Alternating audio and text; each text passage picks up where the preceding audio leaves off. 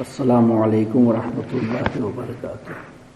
الحمدللہ رب العالمین والصلاة والسلام علی سید الانبیاء والمرسلین وعلی آلہ واصحابہ اجمعین، اما بعد فاعوذ باللہ من الشیطان الرجیم، بسم اللہ الرحمن الرحیم۔ الحاقۃ ما الحاقۃ وما ادراک ما الحاقۃ كذبت ثمود وعاد بالقارعة صدق اللہ مولانا العظیم۔ الصلاة والسلام علیک یا رسول اللہ، الصلاة والسلام علیک یا حبیب اللہ، الصلاة والسلام علیک یا نبی اللہ، الصلاة والسلام علیک یا نور اللہ، صلی اللہ تعالی علیہ وسلم۔ میرے پیارے آقا علیہ الصلوۃ والتسلیم کے پیارے دیوانوں، ماہ رمضان شریف کا آج 9واں روز ہے اور تفسیر قرآن کا 9واں سبق ہے۔ کل آپ نے یہ سماعت فرمایا کہ اللہ تبارک و تعالی نے شہد کی مکھی کو جو حکم دیا تو وہ پہلے سے لے کے آج تک اس پر عمل کر رہی ہے، اور وہ ہم لوگوں کی صحت کا خیال رکھتے ہوئے غلاظتوں پہ منہ نہیں ڈالتی ہے، چونکہ اس کو جو ذمہ داری دی گئی ہے وہ ایک بہت بڑی ذمہ داری ہے کہ اس کو لوگوں کے لیے صحت مند ہونے والا شہد بنانا ہے، تو وہ ذمہ داری فلفل کر رہی ہے، اس کے خلاف نہیں جا رہی ہے۔ اللہ تبارک و تعالی نے بھی ہم لوگوں کو پوری دنیا کے لیے رہنما بنا کر کے بھیجا ہے، اور ہم لوگوں کو بھی بہت ساری ذمہ داریاں عطا فرمائیں کہ ہم دوسروں کی بیماریوں کو دور کر سکے اور خود بیماریوں میں مبتلا نہ ہو جائیں۔ تو اس کے لیے جو طریقے ہم لوگوں کو بتائے گئے تھے اس میں ہم لوگ کمزور نظر آ رہے ہیں بی کے مقابلے میں، تو قرآن پاک میں وہاں اس کے بعد میں تفکر کے بارے میں جو فرما گیا ہے کہ غور و فکر کرو اس مسئلے پر کہ وہ ایک جانور ہو کر کے، حشرات الارض سے ہو کر کے اللہ کے حکم کا اتنا لحاظ کرے، رعایت کرے، اور ہم انسان ہو کر کے، صاحب عقل ہو کر کے، اس کے بعد میں مسلمان ہو کر بھی اگر اللہ کے احکام پر پورے طور پر عمل کرنے کی کوشش نہیں کرتے ہیں اور گناہوں کے دلدل میں پھنسنا چاہتے ہیں، تو یہ واضح ہے کہ ہم لوگ اپنے معاملے میں بڑے کمزور ہیں، اور ایسا ہم لوگوں کو نہیں بننا چاہیے۔ ایک مسلمان کا مقصد ہی ہوتا ہے اللہ کو اور اس کے رسول کو راضی کرنا۔ تو ایک مسلمان کو سب سے پہلے ایمان کے ساتھ میں یہی کچھ سمجھایا جاتا ہے کہ اللہ کی ذات کیا ہے، اس کے صفات کیا ہیں، اللہ کے بارے میں ہمیں کیسا عقیدہ رکھنا چاہیے، کیسا نظریہ رکھنا چاہیے، اللہ کے بارے میں کیا بول سکتے ہیں، کیا نہیں بول سکتے ہیں۔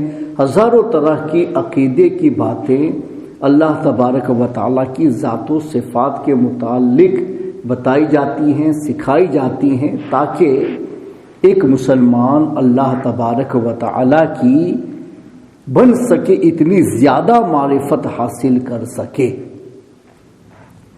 اور اس کے بعد میں دوسرے چیپٹر میں نبیوں کی بات کی جاتی ہے، پھر نبیوں کے متعلق عقائد بتائے جاتے ہیں، نبیوں کی شان میں کیا بول سکتے ہیں، کیا نہیں بول سکتے ہیں، یہ سب کچھ سکھایا جاتا ہے تاکہ ایک آدمی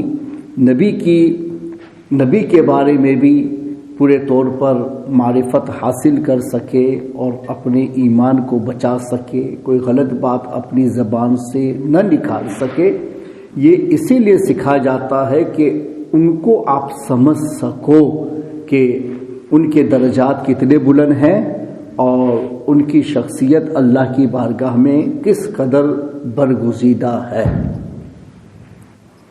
اور جو لوگ اچھی طرح سے ان چیزوں کو جانتے ہیں اور اس پر عمل پیرا رہتے ہیں، ان کی زندگیاں مذہب کے موافق ہوتی ہیں۔ وہ تھوڑا بھی قدم اس سے باہر نکالنے کی کوشش ہی نہیں کرتے کہ وہ جانتے ہیں رب کو کہ رب کتنا بڑا ہے اور رب سے بڑا تو کوئی ہے ہی نہیں۔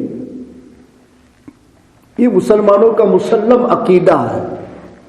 اس وجہ سے جب نماز کے لیے بھی بلایا جاتا ہے نا تو سب سے پہلے یہی کہہ کے بلایا جاتا ہے کہ اللہ اکبر، اللہ اکبر، اللہ سب سے بڑا ہے، اللہ سب سے بڑا ہے، مطلب اللہ سے بڑا کوئی ہے ہی نہیں، تاکہ آپ کو پتا چلے کہ یہ حکم اس کا ہے جو سب سے بڑا ہے۔ تو نماز سے کوئی چیز ہماری راہ میں رکاوٹ نہ بنے کہ جو بھی رکاوٹ بنے گی وہ چھوٹی ہے، تو بڑے کے لیے چھوٹے کو چھوڑ سکتے ہیں، چھوٹے کے لیے بڑے کو چھوڑ دینا یہ پلے درجے کی حماقت ہے۔ سب لوگ جانتے ہیں کہ بھئی چھوٹے کو چھوڑ سکتے ہیں، بڑے کو نہیں چھوڑ سکتے۔ تو نماز کے لیے بلایا جا رہا ہے، مگر ابتدا اللہ اکبر سے ہو رہی ہے تاکہ آپ کو پتا چلے یہ اللہ کا حکم ہے، تو اللہ بڑا ہے، تو اللہ نے جو حکم دیا وہ بھی بڑا ہے۔ تو اب اگر میرا نفس درمیان میں آتا ہے تو میں نفس سے کہوں گا تو بہت چھوٹا ہے، اور یہ حکم تو میرے رب کا ہے، تو میرا نفس میری راہ میں لاکھ رکاوٹ بننا چاہے پھر بھی میں اس کی ایک نہ سنوں گا اور اپنے رب کی بارگاہ میں حاضری دوں گا، اس لیے کہ میرا رب سب سے بڑا ہے۔ بڑے کے لیے چھوٹے کو چھوڑ دوں گا، لیکن یہ کبھی نہیں ہو سکتا ہے کہ چھوٹے کو منانے کے لیے بڑے کو چھوڑ دیا جائے۔ یہ ایک فائدہ اس سے ہوا اللہ اکبر کہہ کر کے آپ کو بلانے کا۔ نفس نہیں رکاوٹ بن سکتا، دوست برادر رکاوٹ نہیں بن سکتے، دنیا کا مال و متاع رکاوٹ نہیں بن سکتا، یہ سب مخلوق ہیں اور حکم خالق کا ہے۔ خالق کے لیے مخلوق کو چھوڑ سکتے ہیں، مخلوق کے لیے خالق کو نہیں چھوڑ سکتے ہیں۔ تو یہ سینس دینے کے لیے آپ کے سامنے اذان کے الفاظ اللہ ہی کی طرف سے وحی کیے گئے اور اس میں ٹاپ پر رکھا گیا اللہ اکبر، اللہ اکبر، اور اس کے بعد میں اور جھنجھوڑا گیا اشہد ان لا الہ الا اللہ اشہد ان محمد رسول اللہ، کہ آپ یہ بھی گواہی دو۔ میں گواہی دیتا ہوں اللہ کے سوا کوئی معبود برحق نہیں، صرف اور صرف اللہ ہی معبود ہے اور بندگی صرف اسی کی جائے گی۔ اور یہ بات میں صرف یوں ہی نہیں کہتا بلکہ میں اس کی شہادت دیتا ہوں، کہلوا گیا شہادت دیتا ہوں۔ پھر اس کے بعد میں کہا گیا اشہد ان محمد رسول اللہ، اور میں گواہی دیتا ہوں کہ محمد صلی اللہ علیہ وسلم اللہ کے رسول ہیں، اور یہ بات صرف کہتا نہیں ہوں بلکہ میں ایماناً اس کی گواہی دیتا ہوں۔ تو اللہ اکبر کہنے کے بعد میں پھر شہادتوں کا بھی اظہار ہوا تاکہ آپ کا ایمان آپ کے سامنے آ جائے۔ اگر میرا نفس مجھے روک رہا تھا اور اللہ اکبر کہنے سے میرے نفس کی چاہت میں فرق نہیں آیا تو اس کے بعد کہا کہ سن، آگے جو حکم مجھے مل رہا ہے یہ تو میرے ایمان کو سامنے رکھ کر کے حکم دیا جا رہا ہے کہ تو مومن ہے، تو مسلم ہے، اس لیے رب نے تجھے یہ حکم دیا ہے۔ تو اب میرا نفس اگر پہلی گواہی پر آگے نہیں بڑھتا تھا تو جب ایمان سامنے آ جاتا ہے تو سب لوگ جانتے ہیں کہ میرے ایمان سے بڑھ کے کوئی چیز نہیں ہے، ایمان سب سے بڑی چیز ہے۔ وہ ایمان کو سامنے رکھ کر کے یہ کہا جا رہا ہے کہ تو مومن ہے، تو مسلم ہے اور تیرا ایمان کی تو گواہی دے رہا، اس لیے تیرے رب نے تجھے یہ حکم دیا ہے۔ تو ایک مسلمان لاکھ اس کو دنیا کی چیزیں روکنا چاہیں مگر اس کے باوجود وہ نہیں رکے گا، اس وجہ سے کہ اللہ کی ذات کو اس نے پہچانا کہ وہ سب سے بڑا ہے، اور پھر یہ کہتا ہے کہ یہ میں اپنے معبود کے برحق ہونے کی گواہی دیتا ہوں، محمد کے رسول ہونے کی گواہی دیتا ہوں، اب تو میری راہ میں کوئی رکاوٹ نہیں آ سکتا کہ میں ان چیزوں پر ایمان لا چکا ہوں، تو اس میں رکاوٹ نہیں آتی ہے۔ اور جو لوگ ان احکام کو جتنی باریکی سے سمجھتے ہیں وہ اپنے مذہب کے معاملے میں اتنی محتاط ہوتے ہیں، اور جو لوگ اجمال پر رہتے ہیں، تفصیل میں جاتے ہی نہیں ہے، تو ان لوگوں کا ایمان تو ہوتا ہے مگر وہ کہہ لو کہ صرف کہنے کا ایمان، جو صحیح معنوں میں ایمان کا ایک پاور ہونا چاہیے نا، وہ ان کے پاس میں نہیں ہوتا۔ میں آپ کو بتاؤں، حضرت ابو طلحہ انصاری رضی اللہ تعالی عنہ صحابی رسول ہے، اور صحابی کا ایمان اور ہمارے ایمان میں زمین آسمان کا فرق ہے، کیفیتوں کے حساب سے میں بول رہا ہوں، بلیف کے حساب سے نہیں، وہ تو سب برابر ہے۔ کیفیتوں کے حساب سے ان کا جو ایمان ہے وہ ہم لوگوں کی ایمان سے بہت بلند ہے، بہت بلند ہے۔ بلکہ میں آپ کو ایک روایت سنا، حضرت عمر فاروق اعظم رضی اللہ مولا تبارک و تعالی عنہ نے حضرت ابو بکر صدیق کے ایمان کے بارے میں فرمایا کہ اگر پوری امت کا ایمان ایک پلے میں رکھا جائے، دوسرے پلے میں ابو بکر صدیق کا ایمان رکھا جائے، تو ابو بکر صدیق کا ایمان امت کے ایمان پر غالب آ جائے گا، اپنی کیفیتوں کے اعتبار سے، اپنے اثرات کے اعتبار سے، کہ اس ایک ایمان کی جو یعنی مانگ ہوتی ہے یا ایک ایمان کا جو ایفیکٹ ہوتا ہے اپنے اندر، وہ ان میں سب سے زیادہ ہے۔ تو حضرت ابو طلحہ انصاری رضی اللہ تعالیٰ عنہ صحابی رسول ہیں، ان کا بھی ایمان امت پر غالب ہے چونکہ وہ صحابی رسول ہیں۔ ایک مرتبہ اپنے باغ میں وہ نماز پڑھ رہے تھے، اور وہ کھجوروں کا باغ تھا، اتنا گھنا کہ اس پہ پھل بھی آیا ہوا تھا، بہار کا موسم رہا ہوگا، تو اس میں نماز پڑھ رہے تھے تو آپ نے ایک پرندے کو دیکھا، ایک برڈ کو دیکھا۔ وہ برڈ ہے وہ اڑنے لگا، باہر نکالنے کے لیے راستہ تلاشنے لگا، لیکن وہ درخت اتنے گھنے تھے کہ درختوں کے پتوں کے درمیان سے اس کو نکلنے کا راستہ نہیں مل رہا تھا۔ اور حضرت ابو طلحہ انصاری اپنے باغ کے گھنے ہونے کی طرف اپنے دماغ کو لے گئے اور سوچنے لگے کہ یار اللہ نے میرے باغ کو کتنا پھلدار کیا ہے، کتنا پھیلایا ہے کہ درختوں کے اندر سے برڈ کو نکلنے کی جگہ نہیں مل رہی، اب نماز پڑھ رہے ہیں، مگر دماغ ادھر گیا برڈ کو دیکھ کر کے، تو نتیجہ یہ نکلا کہ نماز میں رکعت بھول گئے، چونکہ دماغ دوسری جانب چلا گیا۔ تو اب وہ کیا کر رہے تھے، اس میں تھوڑی سی کمی آ گئی، تو اس کی وجہ سے ان کے دماغ میں سے رکعت نکل گئی۔ چلو اس کا طریقہ تو بتا دیا گیا ہے کہ آدمی کو شک لاحق ہو جائے رکعتوں میں تو کیا کرنا ہے، ہم لوگ تو وہی طریقہ اپنا لیتے، آگے کوئی افسوس نہیں کرتے کہ بھئی چلو شک ہو گیا بھئی کیوں ہوا، یہ تو غور کرو کہ اللہ کی عبادت میں تھے، دوسرے جانب ہمارا دماغ لگا اس لیے ایسا ہوا، تو یہ شک آیا کہ غیر میں چلا گیا تھی اللہ کی عبادت، غیر میں گم ہو گیا تھی اللہ کی عبادت، دنیا میں کھو گیا تھا، اس لیے مجھے شک لاحق ہوا، شبہ میں چلا گیا۔ ہم لوگ تو قانون پہ عمل کر کے نکال لیتے، آگے کچھ سوچتے نہیں ہیں، مگر وہ اہل اللہ تھے، ہر مسئلے پر غور کرتے تھے کہ یہ سوچنے لگے یار یہ میری نماز میں جو شبہ پیدا ہوا نا اس لیے ہوا ہے کہ میں اپنی دنیا کو دیکھنے لگا تھا، میں اپنے باغ میں کھو گیا تھا، میں اس برڈ کو دیکھنے لگا تھا اور یہ سوچنے لگا کہ وہ اتنا گھنا میرا باغ ہے کہ اس سے برڈ نکل نہیں سکتا، بندگی خدا کی کر رہا تھا اور میرا دماغ میرے باغ کے اندر کام کر رہا تھا کہ میں رب کی طرف متوجہ نہیں رہا اور باغ کی طرف دنیا کی طرف چلا گیا۔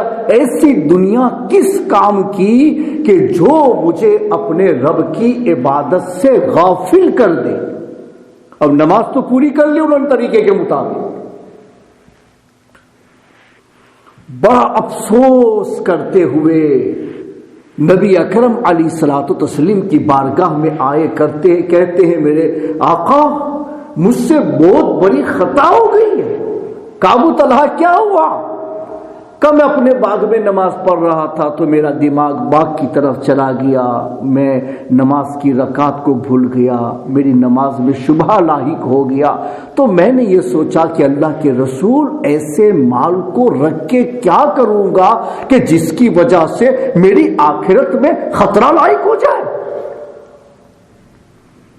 حضور میں اس مال کو رکھنا نہیں چاہتا، میں آپ کے حوالے کرتا ہوں، آپ اللہ کے دین کے راستے میں اسے لگا دیں کہ جو مال ابو طلحہ کو اللہ کی عبادت سے غافل کرے، ابو طلحہ اس مال کو اپنے پاس رکھنے کی ہمت نہیں کر سکتا۔ حضور پاک کے حوالے کر دیا، اللہ کے راستے میں لگانے کے بارے میں فرما دیا۔ کیوں؟ وہ جانتے ہیں اللہ کی ذات کو، پہچانتے ہیں اللہ کی ذات کو، اس کی شان کے لائق۔ تو جو جتنا پہچانتا ہے نا وہ اتنی زیادہ قدر کو بھی پہچانتا ہے، نہیں پہچانتا ہے تو قدر بھی نہیں ہوتی۔ جتنا آدمی کی معرفت ہوتی ہے نا اتنی قدر زیادہ ہوتی ہے، پہچانو ہی نا تو قدر کم ہو جاتی ہے یا قدر کی ایک لمٹ رہتی ہے، مگر آدمی جتنا پہچانتا چلا جاتا ہے اتنا محبتوں میں بھی آگے بڑھتا چلا جاتا ہے۔ تو انہوں نے اتنا بھی برداشت نہیں کیا۔ آپ اندازہ لگاؤ، ایسا ہی ایک واقعہ حضرت عثمان غنی رضی اللہ تعالی عنہ کی دور خلافت میں پیش آیا کہ ایک انصاری بزرگ نے جب وہ اپنے باغ میں گئے تو ان کو ایسا ہی مسئلہ درپیش ہوا، وہ اپنے باغ کے بارے میں سوچ میں لگ گئے تو پھر اس کی وجہ سے ان کی نماز میں شبہ لاحق ہوا۔ تو پھر انہوں نے حضرت عثمان غنی کی بارگاہ میں آ کے کہا کہ امیر المومنین یہ میرا باغ ہے، بڑا قیمتی ہے، مگر میں اس میں نماز پڑھ رہا تھا تو میری نماز میں اس کو دیکھنے کی وجہ سے شبہ لاحق ہو گیا، اس وجہ سے میں اس کو اپنے پاس رکھنا نہیں چاہتا ہوں، میں آپ کے حوالے کرتا ہوں، اللہ کے دین کے راستے میں آپ اسے خرچ کر دیں۔ فرما گیا کہ اس باغ کو بیچا گیا، اس کا نیلام آکشن کیا گیا، 50,000 درہم اس زمانے میں 50,000 درہم کی قیمت اس باغ کی لگائی گئی، 50,000 درہم میں بیچا گیا اور وہ پیسہ اللہ کے راستے میں لگا دیا گیا۔ کیوں؟ فقط اس بنیاد پر کہ باغ کو دیکھنے کی وجہ سے اس مشغولیت کی بنیاد پر توجہ میں خلل آیا، تو وہ اتنا بھی برداشت نہیں کر سکتے تھے کہ میں رب کی بندگی میں ہوں تو کسی اور چیز کا اس میں شبہ لاحق ہو تو اسے دور کر دوں۔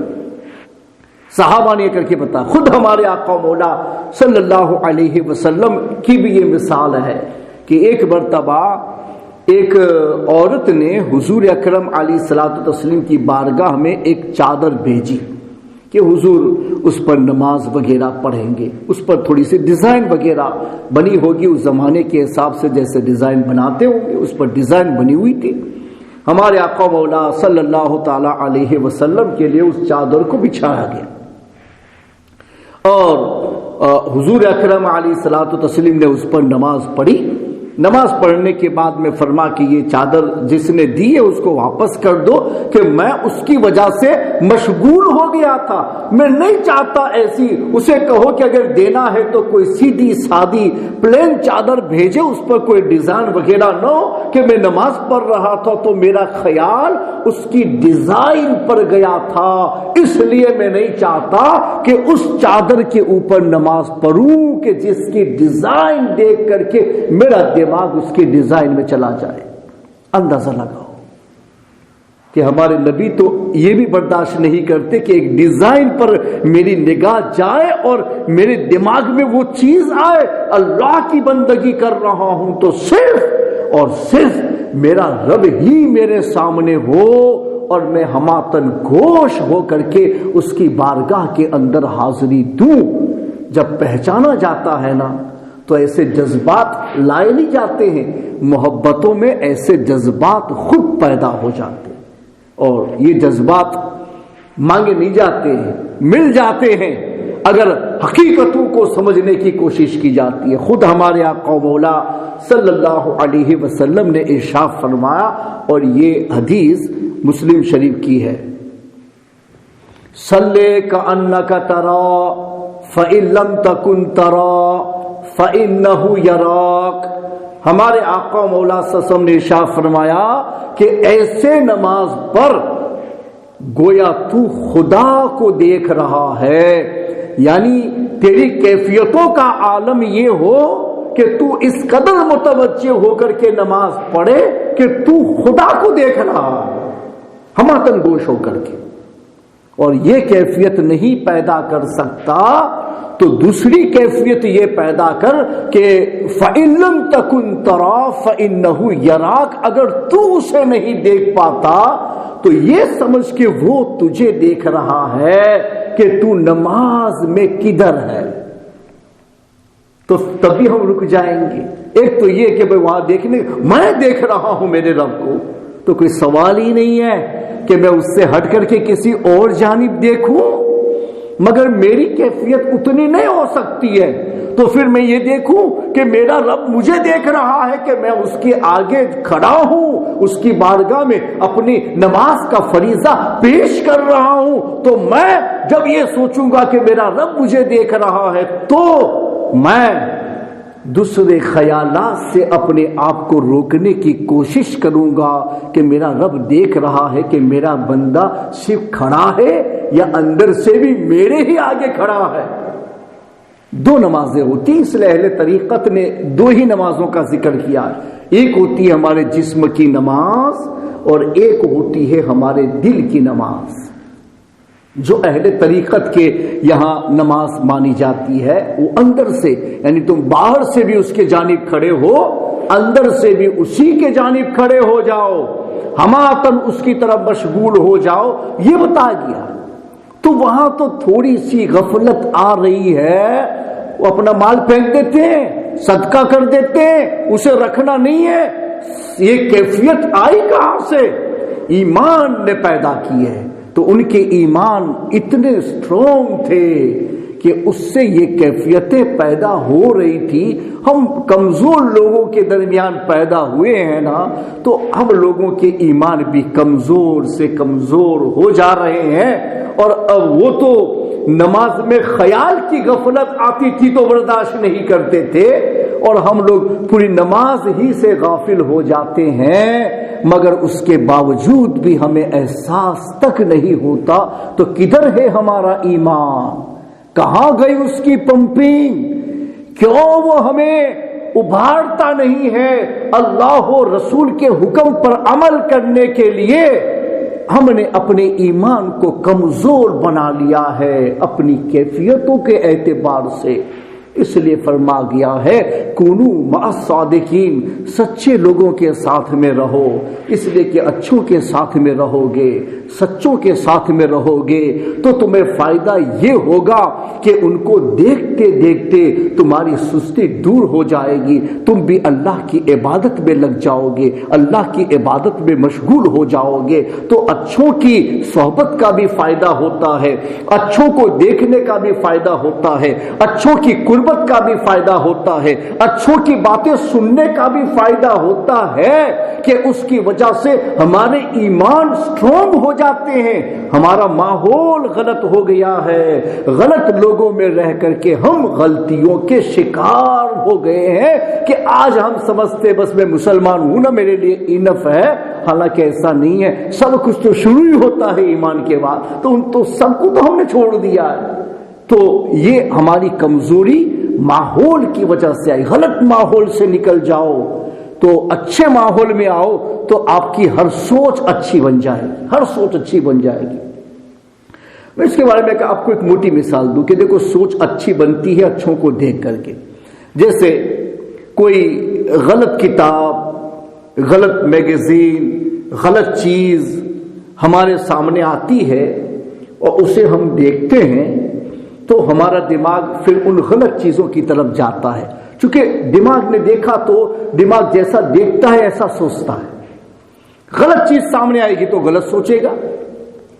تو پتہ یہ چلا کہ غلط آتا ہے تو دماغ غلط سوچتا ہے، اس کی جگہ پر کوئی اچھی چیز لا کر کے آپ سامنے رکھو تو آپ کی سوچ اچھی بنتی چلی جائے گی کہ اچھا آپ نے دیکھا ہے۔ جیسے آپ نے قرآن دیکھا تو اللہ کی کتاب یاد آ گئی، کسی کو نماز پڑھتے دیکھا تو اللہ کا حکم یاد آ گیا، کسی کو تسبیح پڑھتے دیکھا تو ہمیں اللہ کا ذکر یاد آ گیا، کسی کو نصیحت کی باتیں کرتے دیکھا تو ہمیں اللہ کے احکام یاد آ گئے۔ تو دیکھو اچھی چیزوں میں دماغ سوچتا ہے، اچھا سامنے آئے نا تو اچھی سوچ پیدا ہو جاتی ہے، خراب سامنے آئے تو خراب سوچ پیدا ہو جاتی ہے۔ تو ہم مسلمان ہیں، ہمیں اپنی سوچ کو اچھا کرنا ہے تو بغیر اچھوں کی صحبتوں کے ہماری سوچ اچھی نہیں ہو سکتی۔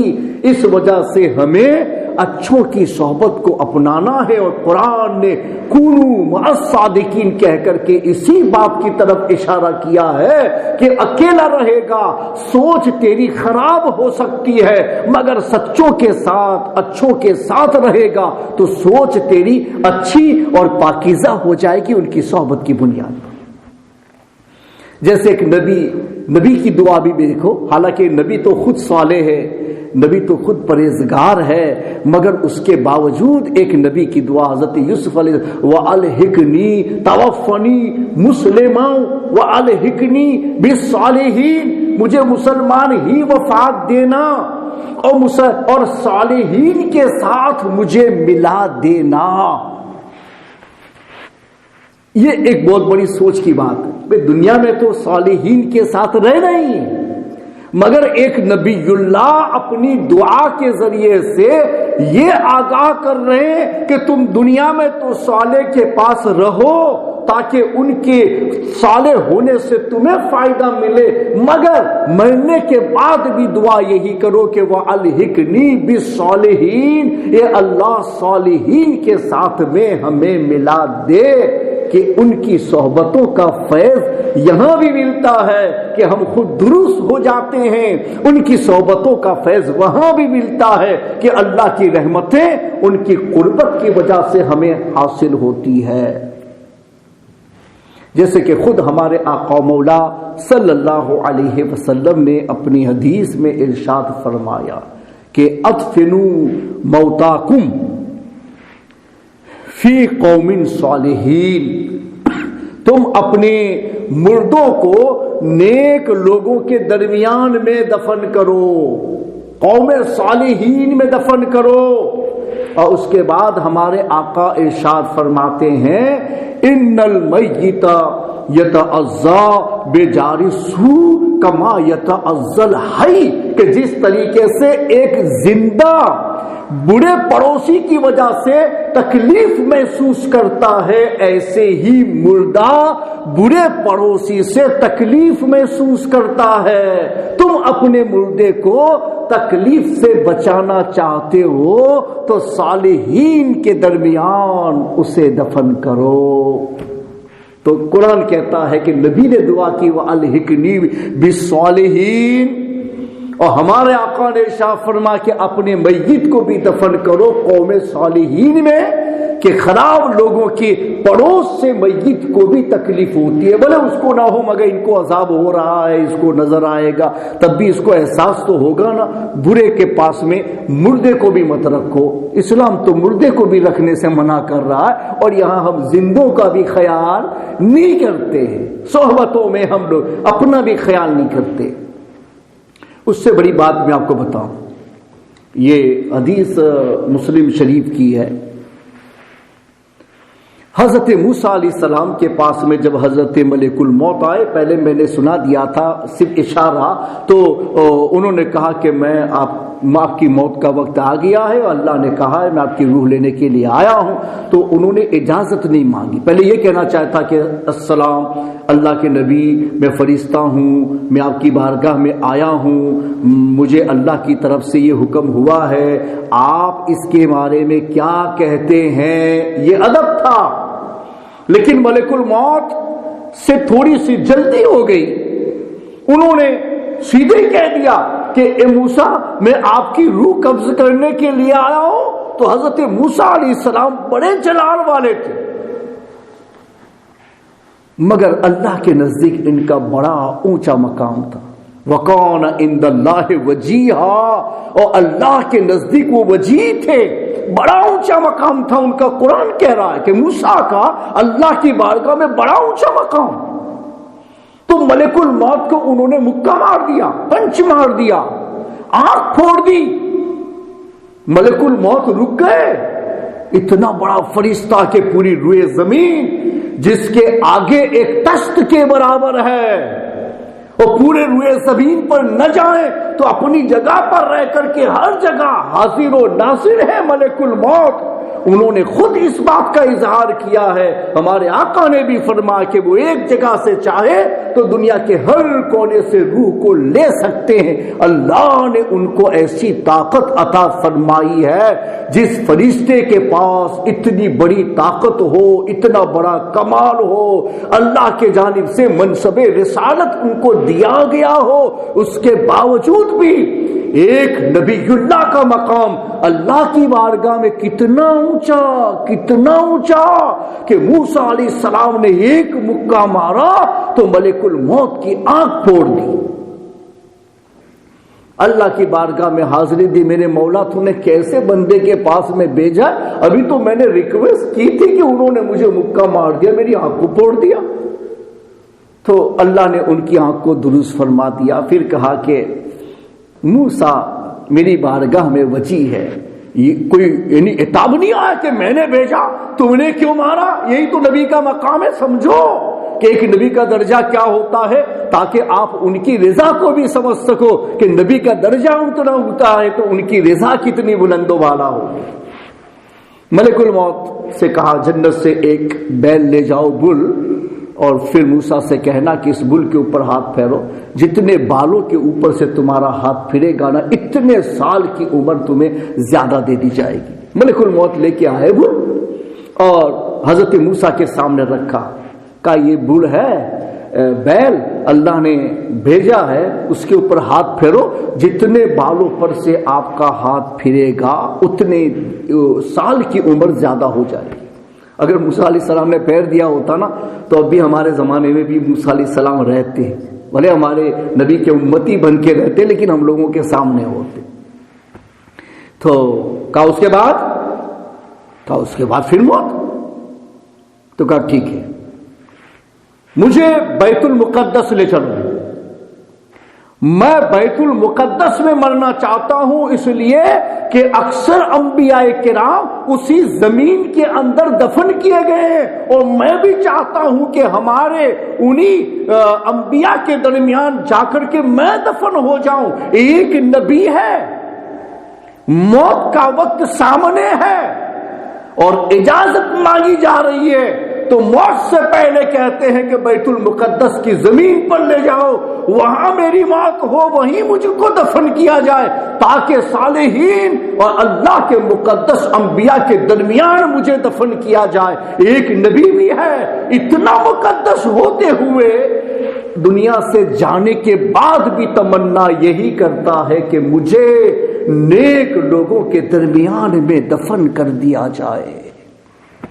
ماحول، ایک زندگی میں بھی تمہیں ماحول چاہیے، زندگی کے بعد بھی ماحول چاہیے، دونوں جگہ پر ماحول کی ضرورت ہے کہ وہاں اچھوں کے فیوز و برکات سے آپ کو مستفیض کیا جائے گا، یہاں ان کی صحبتیں آپ کو گناہ سے روکے گی، پمپنگ کرے گی اور دین کے معاملے میں تمہیں آگے بڑھانے کی کوشش کرے۔ سمجھو یہ ایک بات ہے بخاری کی، وہ آپ نے بارہا سنیے، مگر ہمارا کام ہے اشارہ کرنا تاکہ جو تفسیر ہم لے کے چلتے ہیں اور ہمارا جو مقصد ہے کہ بھئی دین سے قریب کرنا، تو اس میں سمجھ کہ حساب سے جتنا اچھا سمجھ میں آئے گا نا اتنے لوگ زیادہ قریب ہوتے چلے جائیں. 99 قتل والا سب نے سنا ہے.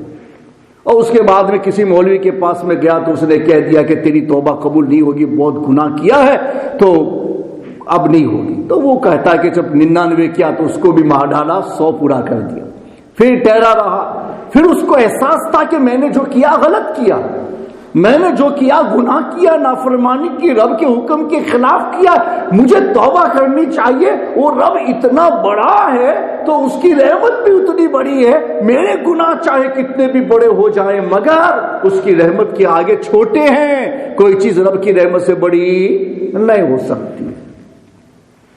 تو اس کو پھر امید جاگی کہ نہیں کوئی تو راستہ ہوگا. پھر وہ کسی اور پادری کے پاس میں گیا، اس سے مسئلہ پوچھا. اس نے کہا کہ ہاں تیری توبہ قبول ہو سکتی ہے مگر تو جس بستی میں رہتا ہے، جہاں رہتے ہوئے تو نے گناہ پہ گناہ کیا ہے، یہ صرف تنہا تیرا قصور نہیں ہے، لوگوں کا بھی قصور ہے کہ گنہگار لوگوں کے درمیان رہنے سے گناہ کے جذبات پیدا ہوتے ہیں اور اچھے لوگوں کے درمیان رہنے سے بھلائی اور اچھائی کے جذبات پیدا ہوتے ہیں. جس کو ہمارے آقا نے ایک مثال میں، میں اس کے ساتھ ملا رہا ہوں، ایک مثال میں یوں فرمایا کہ اچھے دوست کی مثال، برے دوست کی مثال. اچھے دوست کی مثال جیسے عطر بیچنے والا اور برے دوست کی مثال جیسے گولڈ، جیسے یہ لوہار. تو فرما کہ دونوں میں فرق کیا ہے؟ لوہار کی بٹی میں لوہا گرم ہوتا ہے، وہاں بٹی جلتی ہے اور دھوئیں نکلتی ہے. آپ وہاں بیٹھو گے تو بھلے آپ کے کپڑے نہ جلے مگر دھواں تو آپ کو لگے گا، بو تو محسوس ہوگی، آپ کے کپڑوں کے اندر دھوئیں کی بدبو تو آئے گی. ارے کبھی کبھی یہ آدمی، کوئی آدمی کسی سگریٹ پینے والے کے ساتھ میں گاڑی میں بیٹھ کے جاتا ہے نا، وہ گھر سے، وہ اس کی گاڑی سے نکل کے اپنے گھر میں جاتا ہے تو پہلے بیوی پوچھتے کہ تم تو سگریٹ پیتے نہیں ہو، کپڑے سے یہ سگریٹ کی بو کیسے؟ او سوری، میں وہ سگریٹ پینے والے کے ساتھ میں بیٹھ کے آیا نا اس لیے. اور فوراً آپ کے اوپر الزام لگ گیا نا کہ سگریٹ آپ کیسے پیے، کپڑوں میں بدبو کیسے آ رہی. صحبت میں فوراً ہی پرابلم آ جاتا ہے. تو فرما وہ لوہار کی طرح سے بدبو ضرور محسوس ہوگی. اور جو بھلا ہے، جو اچھا ہے، وہ تو عطر فروش کی طرح سے ہے کہ عطر بیچنے والے کے پاس میں بیٹھو گے، نہیں بھی خریدو گے پھر بھی خوشبو تو محسوس ہوگی، دماغ معطر ہوگا، مشا میں جام معطر ہو جائیں گے اس لیے کہ خوشبو میرا دماغ پا رہا ہے. تو میرے آقا فرماتے ہیں اچھا یہ عطر کی طرح سے ہے، اس کے پاس میں بیٹھے گا کچھ نہیں دے گا پھر بھی اس کی خوشبو سے محروم نہیں رہے گا. کوئی نہ کوئی فائدہ اس کی بھلائی کا تجھے ضرور ملنے والا ہے. اور برے سے برائی نہ بھی لو پھر بھی تمہارا دامن اس سے داغدار ہونے والا ہے. کچھ نہیں تو لوگ تمہاری کمپنی کو دیکھ کر کہیں گے یہ آدمی تو اچھا ہے لیکن اس کی کمپنی خراب ہے. پتہ نہیں کہ ظاہر تو دکھتا اچھا ہے، اندر سے کیسا ہوگا، شبہ ضرور لاحق ہوگا. تہمت تم پر آئے گی اس لیے کہ غلط کے ساتھ رہے تھے. تو ہمارے آقا ارشاد فرماتے ہیں پھر اس پادری نے کہا یہ گناہ بستی کی وجہ سے ہوئے، تو غلط لوگوں کے درمیان رہتا ہے اس لیے تیرا دماغ غلط بن گیا ہے. میں تجھے ایک راستہ بتاتا ہوں، تیری توبہ میں کوئی رکاوٹ نہیں ہے مگر یہ صحبت کے ہوتے ہوئے پھر تو اپنی توبہ پر مستحکم نہیں رہ سکتا ہے. میں تجھے ایک پتہ بتاتا ہوں، وہاں چلا جا، وہاں جائے گا، وہاں اچھے لوگ رہتے ہیں، عبادت کرنے والے لوگ رہتے ہیں، دنیا سے الگ ہو کر کے رہتے ہیں، صرف اللہ کی عبادت میں مشغول رہتے ہیں. تو چھوڑ دے اپنی بستی کو، یہ گناہ کی بستی ہے، یہاں سے تیرا دماغ صاف نہیں ہوگا، چھوڑ دے، توبہ کر اور جا ان کی بستی میں رہ جا، واپس مت آنا، انہی کے ساتھ رہنا. اللہ تیرے گناہوں کو بھی معاف کر دے گا اور اچھوں میں تجھے شامل کر لے گا. وہ اسی ارادے سے نکل گیا، ہاں بستی چھوڑ دوں گا، میں توبہ کر رہا ہوں، ان کے ساتھ رہوں گا اور واپس نہ آؤں گا. وہ نکلا، موت آ گئی، فرشتے عذاب کے بھی آئے، رحمت کے بھی آئے. عذاب کے فرشتوں نے کہا 100 آدمی کا قاتل ہے، وہ عذاب میں جائے گا. رحمت کے کہتے ہیں توبہ کر لیا ہے اس لیے معاف کر دیا اللہ نے. دونوں فرشتے آپس میں بات کر رہے تھے، اللہ کی بارگاہ میں عریضہ کیا. میرے رب نے فیصلہ فرما زمین کو ناپو، زمین کو ناپو. اگر زمین ان اہل اللہ سے نزدیک ہے تو اسے رحمت کے فرشتے لے جائیں گے اور میں معاف کر دوں گا، اور اگر وہ اپنی بستی سے قریب ہے تو گنہگاروں کی بستی میں رہ کر کے گناہ کیا تھا، اگر بستی سے قریب ہے تو عذاب کے فرشتے لے جائے اسے عذاب میں ڈال دیا جائے گا۔ رب تبارک و تعالی نے اس پر کرم کیا ہے کہ ایک تو یہ کہ وہ جو گرا نا تو اس نے اپنے ہاتھ آگے بڑھا دیے تھے، وہ گرا منہ کے بل تو ہاتھ آگے بڑھا دیے، اسی میں اس کی موت ہو گئی۔ تو اس کا جو ہاتھ والا حصہ ہے نا وہ اللہ والوں سے نزدیک تھا، باقی تو اپنی بستی کے جانب تھا، لیکن زمین جب فرشتوں نے ناپی نا تو وہ صرف ایک بالشت، وہ جو ہاتھ اس نے آگے بڑھا دیا تھا اتنا وہ نیک لوگوں سے قریب ہوا۔ تو اللہ نے فیصلہ فرما کہ فرشتوں سے کہ کیا ہوا، کہ میرے مولا یوں تو برابر ہے دونوں جانب کی زمین، لیکن ایک بالش وہ نیک لوگوں کی بستی سے نزدیک ہے۔ تو میرا رب فرماتا ہے کہ کوئی بات نہیں، نیکوں سے نزدیک تو ہوا نا، ایک بالش صحیح اپنی بستی سے نکل گیا ہے، برابر ہوتا تو کوئی فیصلہ، یہ تو آگے نکل گیا، لہذا نیک لوگوں کی صحبت کے ارادے کی وجہ سے میں اسے مایوس نہ کروں گا۔ رحمت والے فرشتوں اٹھا لے جاؤ تم اور اس کو رحمت کی جگہ پر لے جاؤ، توبہ اس کی مقبول ہو گئی ہے۔ مقبولین کے پاس جانے کے ارادے سے اندازہ لگاؤ کہ ایک شان اہل اللہ کی کیا ہوتی ہے۔ یہ صحبتیں غلط ہوتی ہے نا تو ماحول غلط ہوتا ہے۔ آج ہم گناہوں کے دلدل میں پھنسے ہیں، اس لیے کہ اکثر لوگ گنہگار ہیں، ان کو دیکھ کر کے ہمیں ہمارے دلوں میں گناہ کا رجحان پیدا ہوتا ہے۔ کاش سب اچھے بن جاتے یا ہمیں اچھے میسر آ جاتے کہ ان کی صحبتوں میں ہم رہتے تو یقیناً ہم اپنے آپ کو گناہ سے بچا لے جاتے اور اپنے آپ کو اچھوں میں شامل کر لے جاتے۔ انشاءاللہ اس پر ہم آپ کو کل بتائیں گے قرآن کی آیتوں کے ذریعے سے کہ اللہ تعالیٰ نے اہل ایمان کی کیا شان بیان فرمائی ہے، اور اللہ و رسول کو ہم صحیح معنوں میں سمجھتے ہیں یا نہیں سمجھتے ہیں، اس پہ بات کی جائے گی۔ وما علینا الا البلاغ۔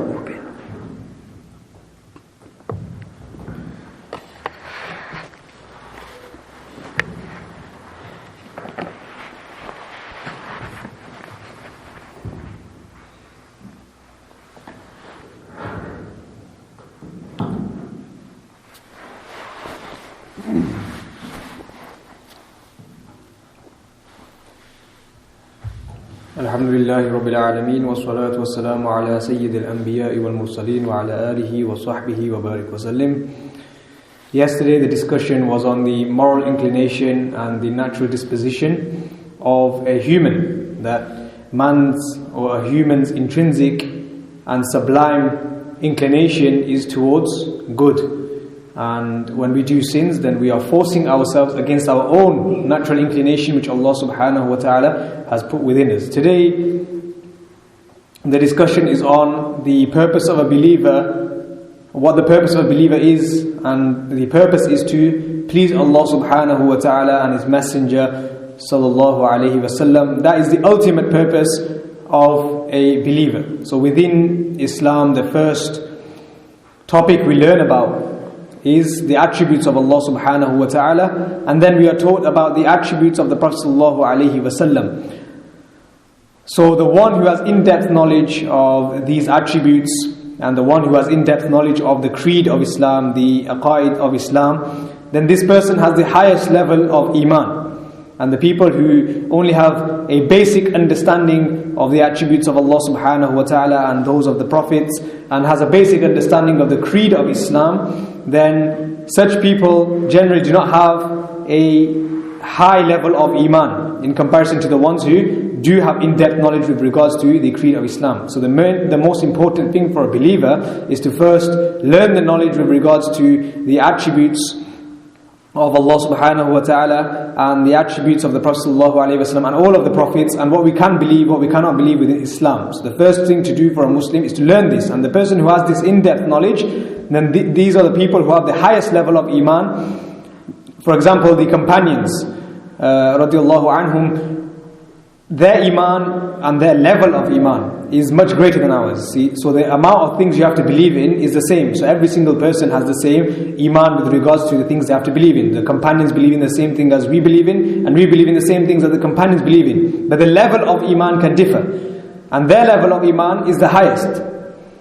So Sayyidina Umar radiallahu ta'ala an, he states that were the faith of Sayyidina Abu Bakr, the iman of Abu Bakr, to be weighed on one side and of a scale, and the faith of the entirety of mankind was to be put on the other side of the scale, then the faith of Abu Bakr would outweigh the faith of all the people, all of mankind. And this is because Sayyidina Abu Bakr's level of iman was the highest. And this is the level of iman that is achieved by those who are closest to Allah subhanahu wa ta'ala. And we should try to achieve a very high level of iman by studying the attributes of Allah subhanahu wa ta'ala and studying the creed of Islam in general in order to increase and strengthen our faith. There's also an incident with regards to Sayyidina Abu Talha Ansari radiallahu anhu, who was a companion of the Prophet sallallahu alaihi wasallam. And he was one day praying salah, and there was a bird that entered into his garden, and he was not able to leave due to the thickness of the branches around and the fruits on the trees. Because of the amount of fruits there were and the amount of greenery there was, this bird was not able to leave from this garden once he had entered. So his mindset fell onto this, and he was wondering about how great his garden is and how many fruits there are and how much Allah subhanahu wa ta'ala has blessed him. He was thinking about this, and whilst thinking about this, he missed one rakat. He missed one rakat of salah. And generally, when a person misses one rakat, then they can make up for it in a certain way. But these are the companions of the Prophet sallallahu alaihi wasallam, that as soon as he finished salah, he had a lot of regret and sorrow, and he came to the Prophet ﷺ's court with this sorrow. So the underlying point with regards to this narration of Sayyidina Abu Talha Ansari is that these companions, that when they do something, even though we may consider this thing to be easily rectifiable, but these companions, their level of iman is so great that even the smallest of things that they do, even though it may be just a small error and mistake and not even a sin, despite that they still have this regret and sorrow within their hearts, because this is the level of their iman. And there's also an incident with regards to the Prophet ﷺ, that when the Prophet ﷺ was sent a piece of cloth and as a gift from a particular woman, and it had a pattern, a design, a very nice pattern and design on this piece of clothing. The Prophet ﷺ, this fabric, the Prophet ﷺ placed this fabric on the floor and he prayed salah on it. And then after salah, the Prophet ﷺ said that return this to the one who gifted this, because it's affecting my concentration in salah. That because of the patterns on this piece of clothing, on this cloth, the patterns on this is attracting my eye, and because of this is affecting the concentration in salah. So the Prophet ﷺ said, remove this and take this away, and she can send a plain fabric to me as a gift if she so wants, but not this patterned one, because it affects the concentration of the Prophet ﷺ. So this is the incident of the Prophet ﷺ, and of course the Prophet ﷺ's level of iman is the greatest, that nobody can reach the level of iman of the Prophet ﷺ. His level is the greatest. But what we understand from all of this is that we need to increase our level of iman by studying the life of the Prophet ﷺ and the lives of the companions, and also studying the creed of Islam. That is the most important aspect. If a person does not study Islam properly, does not study the creed of Islam, then his level of iman, he cannot have a high level of iman. And in the hadith, the Prophet ﷺ, in a very famous narration, the Prophet ﷺ says that pray as if you see me. In the hadith, the Prophet ﷺ says that Allah subhanahu wa ta'ala said that you should pray as if you see me, and if you cannot create this in your head, in your mind, then pray as if the thought is in your head that I am seeing you. Yeah, these are two levels that the Prophet ﷺ says with regards to a person's prayer. And the highest level is the one when a person prays salah and he prays as though he is seeing Allah subhanahu wa ta'ala. That is his level of iman, that he is seeing Allah subhanahu wa ta'ala. He prays with such concentration. And a person who cannot build this in his mind, then he at least prays with the thought in his mind that Allah subhanahu wa ta'ala is seeing everything that he is doing, and Allah subhanahu wa ta'ala knows the thoughts within his heart. So even that will increase this person's concentration. But the highest level is of the person who prays as if he is seeing Allah subhanahu wa ta'ala. That is his level of iman. So this is the difference between the levels of iman. And in order to increase the level of iman, there is only one way to increase the level of iman, and that is to study Islam and study the attributes of Allah subhanahu wa ta'ala and those of the prophets, and study the entire system, the aqidah system of Islam, in order to increase your faith within Islam. So the way you do this is by studying all of these areas properly and by adopting the right environment. So in addition to studying, of course, studying can take a person, can increase a person's iman greatly. But in addition to this, a person must also adopt the right environment. If a person does not adopt the right environment and he studies as much as he can, but he does not have the right environment, then the bad effects, the detrimental and negative effects of a bad environment will have a negative impact on this person. And as a result of this person's iman will then become weak again. So in order for the person to increase his level of iman, he must study the religion properly. And then once he has studied the religion properly, then he must also adopt the right environment. Otherwise, this level of iman that he has will decrease as a result of his poor environment, as a result of having a bad and negative environment. Environment meaning your friends and your circle that you have around you. That there's a very famous narration of the Prophet ﷺ where the Prophet ﷺ said that the example of a good companion, so the example of a good companion in comparison with that of a bad companion, meaning of good company and bad company, is like that of a person who sells perfume and the blacksmith. So the Prophet ﷺ gave an example that the good company is like that of a person who sells perfume, and the bad company is like that of a person who sits in the company of a blacksmith or goes to the blacksmith's bellows in order to where they heat metal and iron, and that it has a very strong smell. So when you go to the first, meaning the perfume seller, then you will either buy the perfume or you will enjoy its smell. And if you go to the bellows of the blacksmith, then you will either burn your clothes or you will have a bad or nasty smell. So when you go to the perfumer, you will have a nice smell, and when you go to the bellows of a blacksmith, then you will have a nasty smell, a bad smell. And this is the comparison of a good company and that of bad company. That a bad company has a detrimental effect upon a person and upon his iman, and in the same way good company has a positive effect on a person's iman and a positive effect on a person's religion. So in the Quran, Allah subhanahu wa ta'ala also says that, "O you who believe, fear Allah subhanahu wa ta'ala and stay with the truthful." So even Allah subhanahu wa ta'ala orders us to have good company, the company of those who are truthful. And in the hadith, the Prophet sallallahu alaihi wasallam also says that bury your dead with the righteous people. So bury your dead among the righteous. Just as a person who is alive is troubled by having a bad neighbor, in the same way a person who is dead is also troubled by having a bad neighbor. So even at the time of death, so even after you have died, even this company still has an effect upon the person, despite him not having any life. But when a person is alive, then imagine the effect that bad company can have upon a person.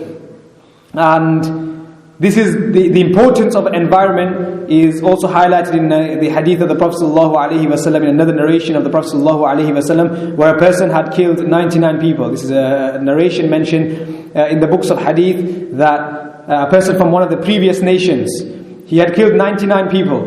So he went to one of their scholars and the scholars of that time, and he asked him that, "I've killed 99 people. Will Allah subhanahu wa ta'ala forgive me?" And this person said, "No, Allah subhanahu wa ta'ala will not forgive you. If you killed that many people, Allah subhanahu wa ta'ala will not forgive you." So this person then, he killed this person too. And now in total, this person has killed 100 people.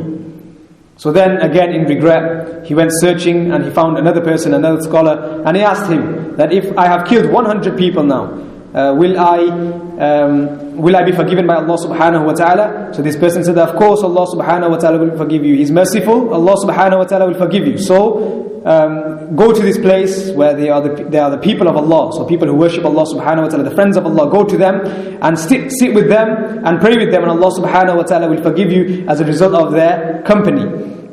So this person was on his way to this good company, the company of the friends of Allah subhanahu wa ta'ala. He was on his way there in order so that he can repent to Allah subhanahu wa ta'ala. And on his way, whilst he was there, his time of death had arrived, and his soul was taken and he died. So when he died, the angels of mercy and the angels of punishment both descended in order to take this person's soul. That in the hadith, the Prophet ﷺ said that when a person is bad, that his soul is taken by the angels of punishment. And when a person is good, then his soul is taken by the angels of mercy. And there's more description with regards to how a person's soul is taken.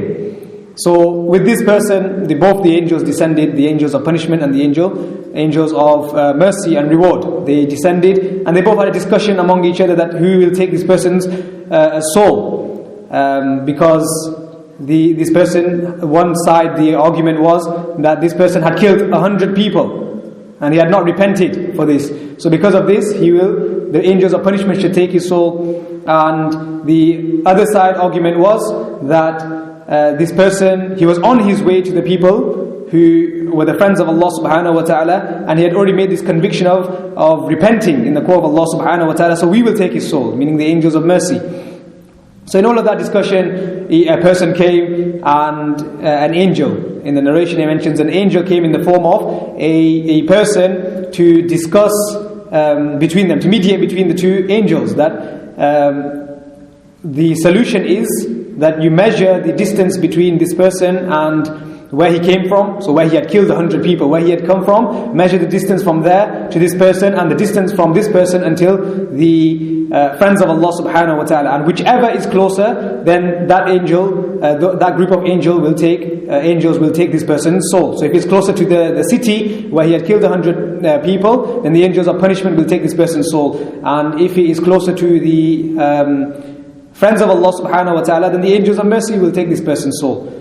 So this was measured, and it turns out that this person's body was closer by one handspan closer to the people of Allah subhanahu wa ta'ala, and as a result of this, Allah subhanahu wa ta'ala had already forgiven this person, and the angels of mercy took this person's soul. So what we learn from this narration, from this hadith of the Prophet sallallahu alaihi wasallam, is with regards to company, that if your environment is that of good, then it will also have a good effect on you, that this person was forgiven by Allah subhanahu wa ta'ala solely because he was on his way to the friends of Allah subhanahu wa ta'ala, those who are close to Allah subhanahu wa ta'ala. He was on his way to this good company, and because of the effects of this good company, this person also had a positive effect on him, which was that he was forgiven by Allah subhanahu wa ta'ala. Had he been closer to the place, the city, the place where he had killed 100 people, among the people who do bad, and the people who have basically bad company, then this person would have been punished by Allah subhanahu wa ta'ala, and the angels of punishment would have taken his soul. So there is a